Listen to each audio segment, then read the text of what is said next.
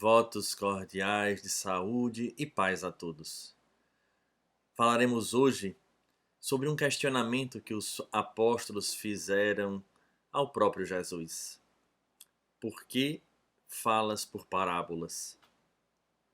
De fato, é uma questão aparentemente simples, mas que vai nos levar a refletir sobre algumas questões, em especial nesses dias tumultuosos pelo qual passamos. E não falamos objetivamente apenas do contexto da pandemia, da questão da saúde especificamente, mas desse retrato que podemos encontrar do mundo nesse momento que estamos vivenciando. Jesus, de fato, ele trazia as suas lições, principalmente pelo exemplo, mas quando ele voltava-se para o povo na tentativa de esclarecer, de jogar a semente deste reino divino no qual veio ele instalar na terra, em especial no coração do homem, utilizava ele de exemplos simples que possibilitava o alcance do entendimento, porque estava sempre calcado na realidade presente de cada um daqueles indivíduos. Falava então da figura da semente, falava do grão de mostarda, falava de casamento, sempre imagens fáceis de serem compreendidas. No entanto, para atingir aquela profundidade do que Jesus gostaria de passar, se fazia necessário que o indivíduo tivesse, de fato, um interesse real em alcançar o objetivo. Frequentemente nós falamos que Jesus apresenta três fases, se é que nós poderíamos assim dividir no contexto pedagógico o momento em que Jesus esteve conosco. Chama ele a atenção no primeiro momento através dos movimentos de cura, levantando paralíticos, devolvendo a vista aos cegos, limpando leprosos, e isso obviamente num período histórico em que aquele povo esperava o Messias libertador. Chama a atenção e imediatamente as pessoas voltam o olhar para ele, as atenções, mas indiscutivelmente, assim como nos dias de hoje, quando algum fato, entre aspas, extraordinário acontece, as pessoas, em especial aquelas que ainda não compreendem esta experiência da reencarnação na sua profundidade, correm em busca de curar corpos, quando a doutrina espírita posteriormente, relembrando as mensagens de Jesus, nos fala da verdadeira cura que é a da alma. Mas era necessário então que esse primeiro momento existisse, em que Jesus levava adiante essa proposta de chamar a atenção através dos ditos milagres que a doutrina espírita a seu tempo vem explicar. Imediatamente as pessoas então se voltam para a figura de Jesus, para encontrar naquele ser extraordinário a possibilidade de reconquistar aquilo que lhe fazia mais falta. No primeiro instante, repetimos, a saúde do corpo físico. O segundo momento nós poderíamos atrelar ao Sermão do Monte, que na verdade é a síntese, ou representaria o momento em que Jesus lança a semente do Evangelho. Na verdade, da conduta moral que o indivíduo deve ter para solucionar as questões que lhe atingem diretamente no seu período existencial na Terra e que repercute no mundo espiritual quando retornarmos. Seria um momento em que ele leva adiante as lições, onde os indivíduos passam a escutar e a fazer um paralelo entre aquilo que se falava da figura de Deus, daquelas leis que deveriam ser obedecidas, caso contrário haveriam as punições, mas agora Jesus apresentava um Deus Pai, trazendo toda uma lei onde se continha a lei e os profetas, que era a lei de amor. Não obstante, apresentava a porta estreita, onde era necessário o homem lutar, e veremos neste segundo momento em que Jesus nos fala a figura do homem velho, a necessidade dessa mudança, da transcendência, dessa luta, da renúncia de si mesmo, de carregar a cruz, onde irá desembocar na terceira fase, que é a fase em que ele retorna ao plano espiritual, e aqueles que ficam com sua mensagem começam esse processo de luta pessoal e intransferível para a mutação, para a transformação necessária que cada um deve, com muito esforço, exercer sobre si próprio essa vontade firme para a mudança.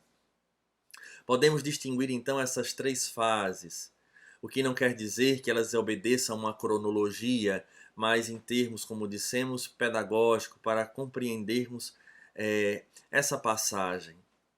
Sendo assim, nós iremos entender que é centrado na figura do próprio ser a necessidade da vivência desse evangelho.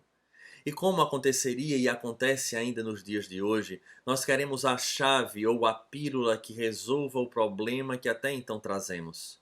E é exatamente aí onde se encontra o X da questão na proposta trazida por Jesus de Nazaré, porque no momento em que ele apresenta Deus como Pai, ele não coloca a figura de um ser arbitrário que pune ou que castiga de maneira aleatória, mas o pai é aquele que ama e, através do fenômeno da educação, permitindo que o indivíduo arque com as próprias consequências, ele extraia o conhecimento para a mudança da sua realidade. No entanto, apesar disso, a figura desse Deus ele também será representado pela bondade infinita, em especial quando envia à terra, desde antes de Jesus, e em especial nessa fase, com a figura de Jesus na terra, figuras ilustres que viriam trazer partes destas verdades que são meritórias de nossa atenção.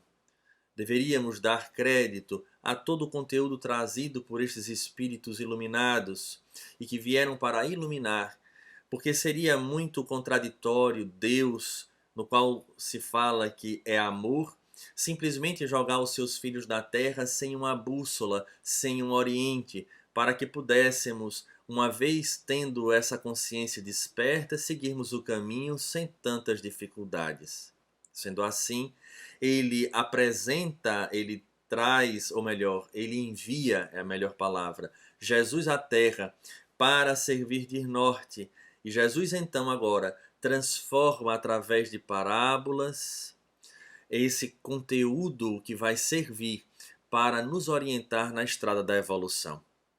E aí é onde se encontra o grande desafio, porque de fato nós precisamos agora não mais buscarmos apenas a pílula instantânea que venha a solucionar a dor ou o problema que trazemos, mas precisamos entender a origem para, uma vez cessando, as consequências também cessarem.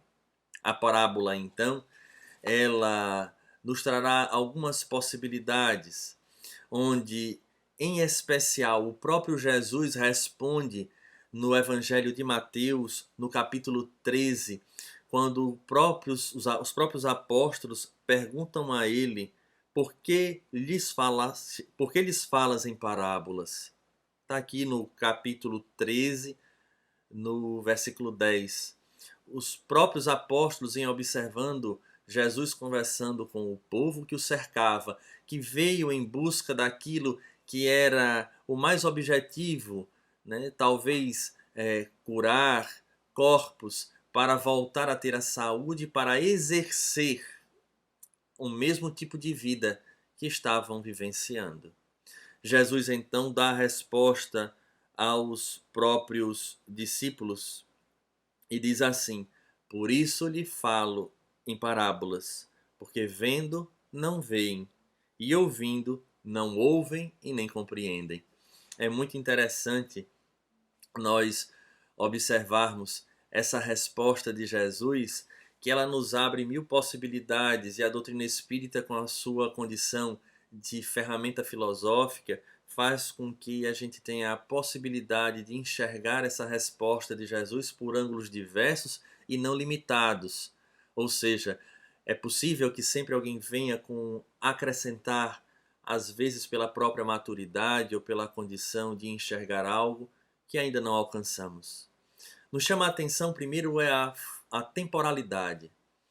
A mensagem de Jesus ela não passou e nem passará, porque se ela fala de verdades eternas, compreenderemos que em cada história trazida do cotidiano daquela cultura e daquela civilização, nós poderemos a todo o tempo aplicá-la na nossa realidade. Não há nenhuma dessas mensagens de Jesus, daquele período, dessas histórias, dessas parábolas, que não venha a ser aplicada nesse momento e mais adiante. Porque, afinal de contas, repetimos, uma das características dessas histórias é a sua atemporalidade. Ela não está restrita ali. E, obviamente, ela não se encontra ali restrita pela condição de Jesus falar das leis morais, que são leis divinas, logo são imutáveis, independente do tempo onde ela se encontre. De fato, precisamos então atentar para perceber que há mudanças no contexto social, mas que não necessariamente alteram esse código divino. Então, essa atemporalidade, ela nos atinge diretamente, principalmente, repetimos quando falávamos no início, nesse contexto de sociedade que vivemos, onde a permissividade ganha nomes que nos encantam os olhos, mas que na intimidade elas servem como uma verdadeira fuga a essas leis. Precisamos voltar então a beber da fonte do Evangelho, na sua simplicidade, para compreender as leis morais que se encontram por trás de cada uma dessas orientações, porque as parábolas nada mais são do que orientações. É a bússola apontando o caminho para que nós tornemos a nossa estrada menos tortuosa e sofrida. Então é o primeiro ponto que nos chama a atenção, é a questão da atemporalidade, de não ter tempo para essa questão. E nós iremos observar algumas parábolas que se encontram, algumas frases que se encontram ligadas a esse entendimento. Te rendo graças, Pai, porque ocultaste isso aos doutos e aos prudentes e apresentaste aos simples. Nós começamos a entender que, de fato, quando nós estamos repletos de conhecimento apenas do mundo, acreditando que esse de fato é aquele que nos dará a completude que tanto precisamos, a saúde moral ou espiritual que desejamos, não temos tempo de enxergar, ou tempo ou interesse de enxergar na mensagem de Jesus o elemento que de fato nos trará o equilíbrio que tanto esperamos. E ele é muito claro quando ele diz isso, porque nessa própria passagem do capítulo 13, ele repete, né? Tendo olhos, não veem, tendo ouvidos, não ouvem. Porque ao enxergar, a buscar a pílula para a solução dos problemas, na medida em que Jesus lança uma parábola, ela força o indivíduo a ter um momento ou momentos de meditação. É preciso refletir sobre o conteúdo para atingir o seu grau de entendimento na condição em que se encontra. Mas, tanto naquele tempo e em especial nos dias de hoje, vivemos um paradoxo, em especial agora, um paradoxo profundo de termos tempo, termos a tecnologia que faz com que as fronteiras desapareçam, os caixas rápidos para nós sacarmos os valores e hoje nem mais isso, utilizamos os cartões para acelerar. Todos os nossos processos são acelerados hoje. Temos um computador na mão constantemente que nos abre as portas do mundo para facilitar as nossas relações e a solução das questões diárias. E paradoxalmente o indivíduo não tem tempo nem para si, nem para os seus. E é exatamente nessa proposta que nós buscamos aquilo que é o mais rápido, que já esteja pronto para solucionar o problema e nós não tenhamos dificuldades nem de pensar, nem para meditar, porque frequentemente nós queremos o resultado. E assim vamos vivendo experiência atrás de experiência. O dia a dia nos toma pela mão e somos levados de maneira a não percebermos a nossa realidade espiritual. E em exatamente desse momento, nós deixamos de lado, assim como muitos daqueles na época de Jesus também deixaram de lado a oportunidade de ver, ouvir e vivenciar com o próprio Mestre na terra. Ainda hoje, dentro das escolas religiosas das mais diversas, buscamos solução para as nossas questões, não só pessoais, individuais, mas também coletivas, buscando trazer a realidade do mundo para dentro do contexto do que a lei nos fala. Trocando em miúdos, nós buscamos ajustar a lei aos nossos desejos, buscar ajustar a lei às nossas vontades, para que não tenhamos o esforço da mudança, da porta estreita, do renunciar a si mesmo, para não perdermos o tempo que é tão sagrado em pensarmos sobre nós próprios, nesse autoconhecimento.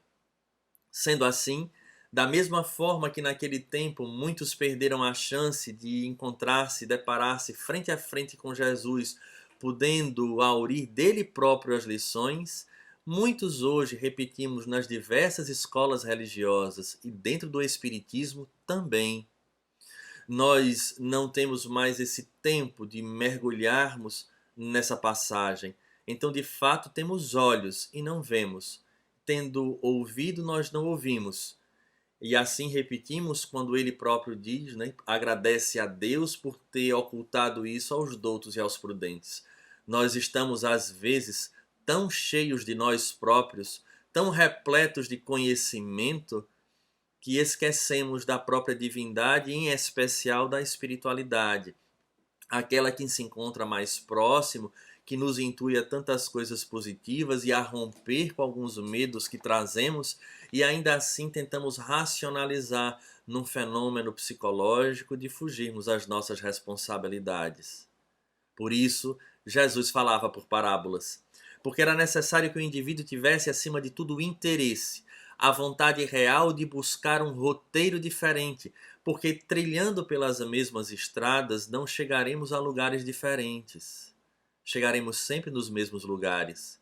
Por mais que a nossa vestimenta seja distinta, agora estejamos vestidos com a camisa do catolicismo, do espiritismo, do movimento evangélico, ou seja lá o que for, é a estrada, é o conteúdo que de fato modificará aquilo que fazemos. É necessário, portanto, termos uma parada, repensarmos, para de fato entendermos que nessas parábolas se apresentam conteúdos dos mais diversos. Também relacionamos com essa passagem o que tem alguma similaridade com o que falamos há pouco, é a passagem em que Jesus fala aos seguidores, aqueles que seguiam João Batista, e ele fala, né, que não se coloca, bem como com alguns doutores da lei, que junto a eles vão questionar a Jesus, e ele diz, não se coloca vinho novo em odre velho, porque o vinho fermenta, o odre velho se expande, rasga, perdendo-se o odre e o vinho. E é o que muitas vezes buscamos fazer. Decoramos passagens, em especial do Livro dos Espíritos, do próprio Evangelho, e tentamos misturar o conteúdo novo com a velha conduta. E é exatamente aí onde, de fato, esse conteúdo da parábola ela se perde. Porque queremos manter as nossas práticas. E muitas vezes não nos apercebemos do quão o homem velho nos fala. E é exatamente aí que nós chamamos a atenção. O homem velho, segundo as ciências psíquicas contemporâneas, dizem que o inconsciente é responsável por 95% das nossas ações no cotidiano e 5% de consciência, o que significa dizer que o homem velho tem muita mais representatividade, fala muito mais por nós do que o homem novo. Então precisamos, repetimos, urgentemente esvaziar esses conteúdos que trazemos, que são representadas pelas nossas verdades, é o nosso código de ética. Ao invés de abrirmos espaço para entendermos nessas passagens da parábola novos roteiros, novos conteúdos. E não querer a todo instante ajustar a nossa realidade. Portanto, não se põe vinho novo, não se traz o conteúdo de uma parábola com os velhos hábitos deste homem antigo, deste homem carcomido pelo orgulho, pelo egoísmo e que traz as suas consequências ainda hoje. Precisamos entender essa realidade e romper com esse paradigma, com este padrão que nós trazemos. Por isso, Jesus falava por parábolas. E, obviamente, quando nós enxergamos novamente as parábolas, perceberemos uma outra característica, a universalidade da sua apresentação e do seu conteúdo. Se nós percebermos, casamento há em todas as culturas, sementes há em todas as culturas. Então, as mensagens que Jesus trazia, ela não estava restrita a um contexto religioso único. Ela é apresentada de forma que qualquer indivíduo em qualquer cultura tenha acesso a ela. Obviamente que os formatos, em termos de ritos, elas são diferentes, mas em termos de essência, em termos de acontecimento, ela de fato encontra-se deflagrada em todo o planeta. Então a linguagem que Jesus utilizava era uma linguagem universal, o que corrobora com a tese de que Deus faz com que o sol brilhe sobre justos e injustos, que não era só apenas ao povo escolhido, mas é todo o povo, porque todos são filhos de Deus, independentes e estão sob a mesma égide, sobre as mesmas leis. Sendo assim, Jesus não poderia trazer um conteúdo exclusivista, parábolas que só funcionassem para aquele povo, mas ele traz a universalidade, a possibilidade de nós enxergarmos e compreendermos na cultura em que estamos inseridos. E, obviamente, na medida em que vamos amadurecendo, olhando para uma figura matemática, né, onde poderemos considerar a parábola ascendente, ela irá ver que temos um ápice, um momento que culmina de alta culminância, de alto entendimento. Então, na medida em que nós vamos amadurecendo, vamos entrando em contextos mais profundos. E isso, repetimos, em qualquer cultura, porque essa mensagem das parábolas, elas são mensagens universais. Repetimos, não estão atreladas à religião nem cultura. Lembramos e gostamos muito de fazer esse resgate histórico de que Jesus era judeu, nasce no seio do judaísmo, é apresentado ao templo, segue as determinações até o momento em que ele rompe com as lições, porque ele não fica atrelado àquela cultura religiosa, mas traz o conteúdo que transcende, porque ele não funda religião nenhuma, mas apresenta as leis divinas nas quais os indivíduos deveriam optar por seguir. E que cedo ou tarde seguiremos.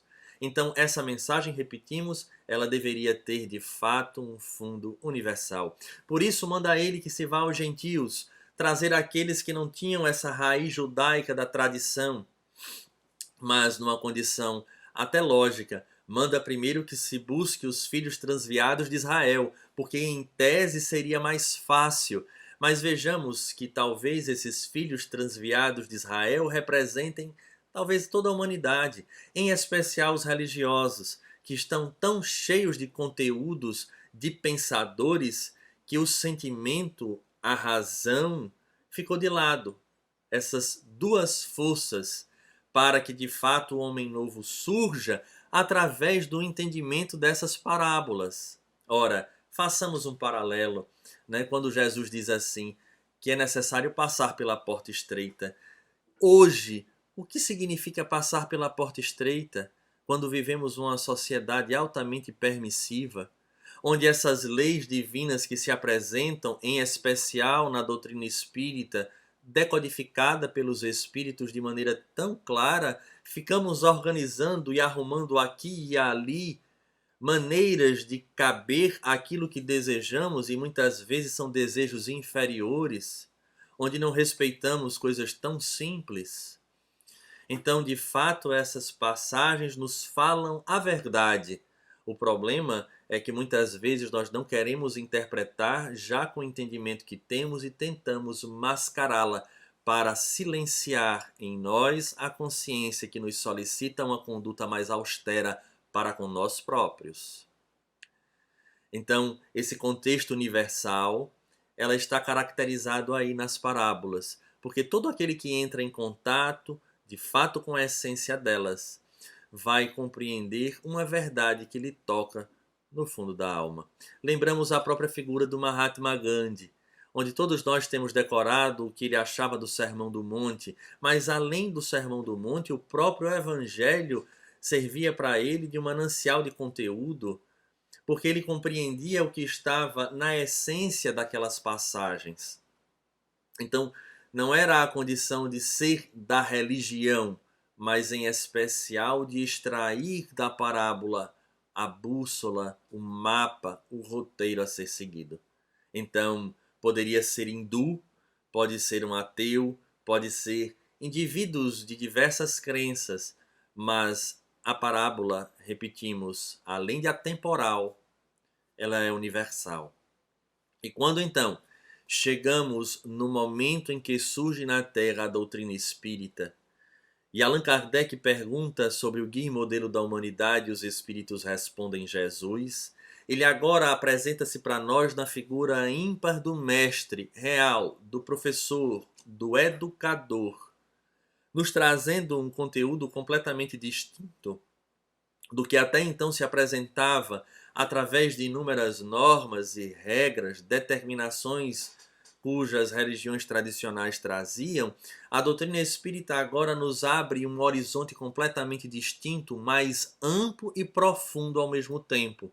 Porque quando o mundo original se abre, que é o mundo dos espíritos, compreende-se que a Terra é uma escola, é uma passagem para adquirirmos o conhecimento, a experiência. Então essas passagens, as parábolas, elas se tornam muito mais vivenciais, quase que palpáveis para cada um de nós, porque aquilo que se encontra nas alegorias ou nas imagens trazidas por Jesus, a doutrina espírita, através daqueles inúmeros espíritos já amadurecidos, trazem para nós de fato a concretização, a materialização de cada uma daquelas passagens que Jesus apresenta.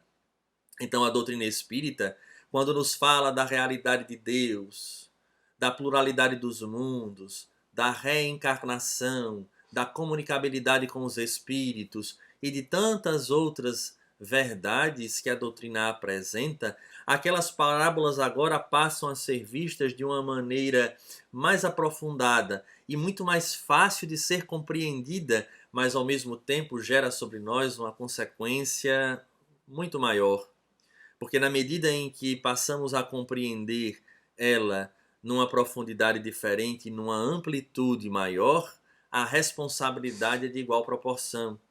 E compreendendo inclusive o trabalho de Allan Kardec na obra O Céu e o Inferno, perceberemos espíritos trazendo as suas experiências, ora positivas, ora nem tão positivas assim, e outras de bastante sofrimento, onde conseguiremos encontrar naqueles relatos talvez a consequência de cada uma dessas parábolas daqueles que as compreenderam e vivenciaram, e assim como o relato de outros espíritos que não deram a devida importância. Repetimos, não é a parábola em si, mas é o conteúdo que ela traz, para que de fato possamos fazer a opção coerente frente às leis divinas que são apresentadas. Então também é uma obra memorável, que exige de nós um pouco de atenção, para que percebamos que essas parábolas então nada mais são do que esse roteiro seguro, onde, independente do tempo, como falamos, ela servirá para nós. E como espíritas, repetimos, aumenta o nosso grau de responsabilidade e imediatamente precisamos tirar a venda dos nossos olhos para que de fato possamos enxergar aquilo como se apresenta e não como muitas vezes criamos eufemismos para nos mantermos na mesma conduta, o que é a parte mais difícil. Por isso Jesus diz aos apóstolos, por isso lhe falo em parábolas, porque vendo não veem, e ouvindo não ouvem, nem compreendem. Porque de fato é necessário ter olhos de ver e ouvidos de ouvir, e não simplesmente ver o que queremos ver e ouvir o que nos é agradável. Talvez aí a grande diferença, porque de fato aqueles que quiseram lutar contra as próprias imperfeições superaram. Lembramos a figura de Maria de Magdala, né? O próprio Simão Pedro, naquele processo da negação, onde de fato naquela terceira fase, quando falamos onde foi dado o conteúdo, a terceira fase surge como a luta verdadeira do indivíduo contra ele próprio, do homem novo que busca ganhar força, robustez, em detrimento do homem velho que continua interpretando a sua moda para que de fato não precise ele modificar. A doutrina espírita nos chama a atenção para esse comportamento, porque mesmo que venhamos a dar a interpretação que queiramos para nos manter na posição em que estamos, as consequências virão. E não adianta querer argumentar depois isso ou aquilo, porque de fato a lei divina encontra-se na consciência, e a consciência, quando não entorpecida, ela nos aponta com clareza, apresenta-se inclusive naquele incômodo que causa em determinadas situações que nos encontramos. Algo diz para nós, não é por aí, isso não está certo. E nós ficamos arrumando argumentos dos mais diversos para tentar anestesiar ou criar uma analgesia nessa consciência. Ora, sempre que nos encontrarmos e houver esta dúvida se de fato estamos no caminho, ou alguma atitude que vamos tomar ou que já tomamos e ela nos incomoda internamente, é sinal de que precisamos rever, porque tudo aquilo que segue a lei natural, ela não gera nenhum tipo de distúrbio. As parábolas, repetimos, são exatamente esses mapas, essas estradas, esses roteiros seguros, onde precisamos silenciar internamente, mas buscar com vontade firme, com desejo sincero de encontrarmos a verdade e podermos ter olhos de ver, ouvidos de ouvir e de fato usufruirmos daquilo que Jesus nos traz com palavras simples, exemplos do cotidiano, mas que tocam a alma e frequentemente nos chamam a atenção para a realidade que precisamos vivenciar. Que Jesus nos abençoe, que tenhamos a coragem de entender o porquê Jesus nos falava por parábolas e, tendo essa coragem, extrairmos dela aquilo que de fato nós precisamos fazer para dias mais felizes. A todos, um grande abraço, votos sinceros de saúde e paz.